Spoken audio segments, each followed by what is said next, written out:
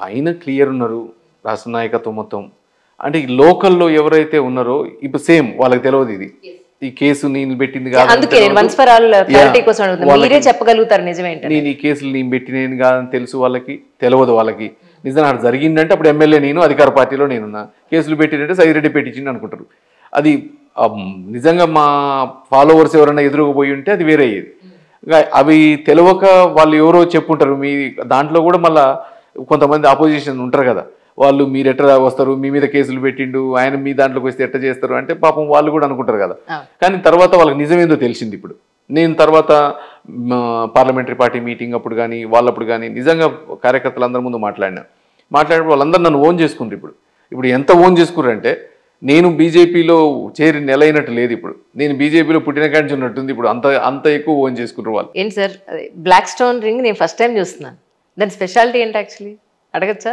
కృష్ణ ఏదో అంటారు దాన్ని, కృష్ణరాయో అంట. ఓకే. అంటే ఇప్పుడు రాహు నడుస్తుందంట, రాహుకి ఇది మంచిదంటే ఇచ్చారు నాకు. ఓ సో మీరు నమ్ముతారు? ఓ చాలా ఎక్కువ. నిజంగా జాతకాలైనా వాస్తుని కూడా నమ్ముతారా? నేను నమ్ముతా, జాతకాలను నమ్ముతా. నేను పుట్టింది హిందూ కదా. వాట్ అబౌట్ దేవుడు అని అంటే నమ్మకం? దేవుడు అంటే ఎస్, నేను ఒక 5 years బిఫోర్ నేను అంటే మామూలుగా దేవుడు పోయేది కానీ అంత ఎక్కువ లేకపోయేది. కానీ లాస్ట్ 5 years నుంచి స్పిరిచువాలిటీ చాలా ఎక్కువ అయిపోయింది. అంటే ఆఫ్టర్ రిటైర్మెంట్ నేను మొత్తం ఫుల్ స్పిరిచువల్గానే వెళ్ళిపోతున్నాను. మీకు రిటైర్మెంట్ ఏజ్ వచ్చిందంటే నమ్మదు. ఇప్పుడు లాస్ట్కి అంటున్నా అందుకే. రైట్. అంటే నేను ఎక్కువ అంటే బిలీవర్ని, మోస్ట్లీ శివ.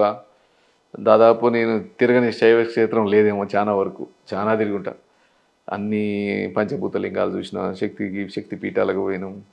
దాదాపు నేను చేసిన నేను ఇన్ని హోమాలు చేసి ఉంటా, కొన్ని వందలు.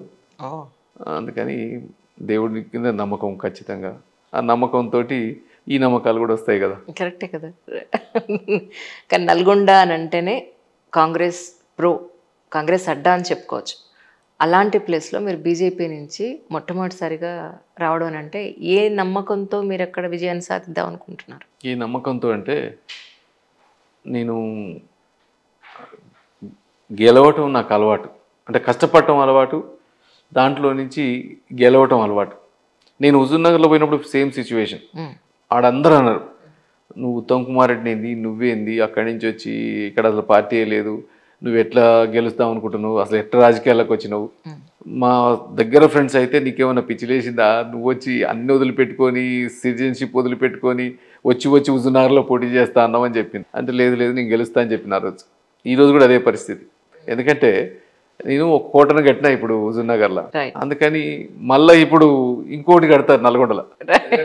తెలిసినోడిని కదా, దాన్ని ఎట్లా డెవలప్ చేయాలని తెలుసు, నిర్మాణం ఎట్లా చేయాలని తెలుసు. అందుకని ఖచ్చితంగా ఇప్పుడు ఎవరు, అది కాక నల్గొండ ప్రజలు చాలా అంటే తెలివి కల్లోళ్ళు. ఎప్పుడు ఉద్యమ స్ఫూర్తి, ఏది రజాకారుల దగ్గర నుంచి. అందుకని వాళ్ళకి తెలుసు ఏ పరిస్థితి ఏం జరుగుతుంది. పోయినసారి 12కు 12 సీట్లు బీఆర్ఎస్కి ఇచ్చారు, మళ్ళీ ఎమ్మటే ఇప్పుడు 11 సీట్లు కాంగ్రెస్కి ఇచ్చారు. అంటే వాళ్ళు ఏది ఎట్లా సమాధానం చెప్పాలని తెలుసు. రేపు నెక్స్ట్ 12 బీజేపీకి ఆ ఇచ్చేటట్టు మనం వాళ్ళని చేయాలి. అంటే వాళ్ళకి తెలిసేటట్టు చేయాలి. ఇప్పుడు ఆల్రెడీ తెలుస్తూనే ఉంది, కాంగ్రెస్ గెలిచిన 4 నెలల్లో పరిస్థితులు తెలుసు, దాంట్లో ఉన్న వారసత్వ రాజకీయాలు తెలుసు. కాంగ్రెస్ అంటే ఏంది మీకు ఎక్కడి నుంచి పైనుంచి కింది దాకా, ఇందిరాగాంధీ ఫ్యామిలీ నుంచి కింద ఇప్పుడు పోటీ చేసే వాళ్ళ దగ్గర వరకు అందరూ ఫ్యామిలీ పాలిటిక్స్. వీటన్నిటిని తీసేయాలనే కదా మోడీ గారు అనేది. మనం ఎట్టి పరిస్థితుల్లో ఈ వారసత్వ రాజకీయాలను ప్రోత్సహించొద్దు. వారసత్వం ఇది ప్రజలకి హక్కు కాదు. ఇది అందరికీ సమాన హక్కులు ఉన్నాయి. అంబేద్కర్ గారు ఏం చెప్పిండ్రు, ఇవాళ అందరికీ సామాజిక న్యాయం ఉండాలా, సమాన హక్కులు ఉండాలా, అందరం ఒకే లైఫ్ లీడ్ చేయాలని అనుకునేది కదా. దానికోసం ఇవాళ వచ్చినాం. అందుకని జనాలకు తెలుసు, ప్రజలకి నల్లగొండ ప్రజలు ఖచ్చితంగా రేపు బీజేపీని ఆదరిస్తారు, ఇప్పుడు ఎంపీగా గెలిపిస్తారు. గుర్తొచ్చే సిచ్యువేషన్స్ అక్కడ నిజం చెప్పాలంటే. సో అలాంటి బ్రాండ్ని కాదని జనాలు మిమ్మల్ని ఎలా నమ్ముతారని మీ ఉద్దేశం? అంటే ఇప్పుడు ఒక బ్రాండే ఉండదు కదా జనాలకి, రకరకాల బ్రాండ్లు ఉంటాయి. కొంతమందికి కొన్ని బ్రాండ్లు నచ్చుతాయి, ఇంకొకరికి ఇంకొక బ్రాండ్ నచ్చుతుంది. అందుకని ఇప్పుడు కొత్త బ్రాండ్ వచ్చింది కదా మార్కెట్లోకి. రేపు ఆ బ్రాండ్కి బ్రాండ్ అంబాసిడర్ నేను ఇప్పుడు 100% రేపు ఈ బ్రాండ్ నమ్మేటట్టు చేస్తా, రేపు కోమటిరెడ్డి వాళ్ళు లేకపోతే కుందూరు జానారెడ్డి వాళ్ళు, ఉత్తమ్ కుమార్ రెడ్డి భార్యాభర్తలు అంటే ఈ ఒక్క పాత బ్రాండ్లు కాదు, ఇప్పుడు కొత్త బ్రాండ్ చూడమని చూపిస్తా. కానీ అంటే చాలా మంది అనుకునేది ఏంటంటే బీఆర్ఎస్ నుంచి బయటకు రావడం మీరు అలిగి బయటకు వచ్చారా, లేదనుకుంటే ఏ పాయింట్ ఆఫ్ వ్యూలో అంటే ఇందాక మీరు చెప్పారు వివరంగా, బట్ కోపంతో బయటకు వచ్చారు అనేదే చాలా మంది అనేది. సో మీ ఉద్దేశ ప్రకారం అలా అనుకునే వాళ్ళకి మీరు ఏం సమాధానం చెప్తారు? కోపం కూడా ఉంది, కోపంలో ఒక మంచి నిర్ణయం తీసుకున్నాను. రైట్. అంటే ఎప్పటి నుంచో నాది 2014 కంటే ముందు నా ఫేస్బుక్లో ఇంకా ఉండే ఉంటాయి పాత పోస్టింగ్లు అన్నీ కూడా మోడీ గారికి సపోర్ట్ పోస్టింగ్లే ఉండేవి. ఎందుకంటే అప్పుడు బీజేపీ కూడా తెలంగాణకి సపోర్టరే, ప్లస్ మోడీ గారి ఫస్ట్ నుంచి కూడా చూస్తూ ఉన్నాం.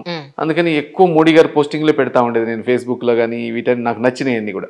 కానీ మధ్యలో ఈ రాజకీయాల్లో ఉండటం, నాకు వేరే ఆలోచించడానికి లేకుండా ఉండటం, సరే ఇది కూడా మంచి చేస్తున్నాం కదా అనుకోవటం.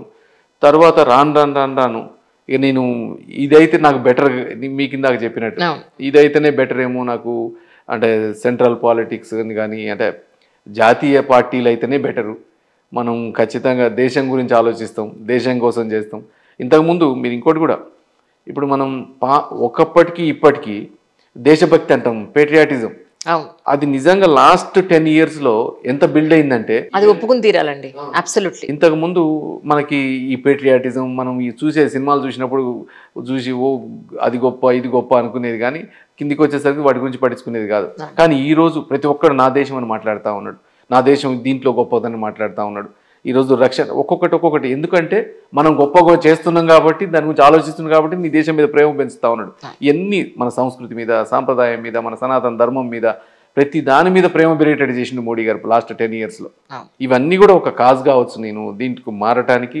అప్పటికప్పుడు అంటే ఇప్పుడు నేను ఆల్రెడీ ఉన్నా, ఇంకో 3 సంవత్సరాలు అయితే నేను ఒట్టికి ఇంట్లో కూర్చున్నా, తర్వాత వచ్చి నన్ను తీసుకుపోయి గెలిపిస్తారు ప్రజలు.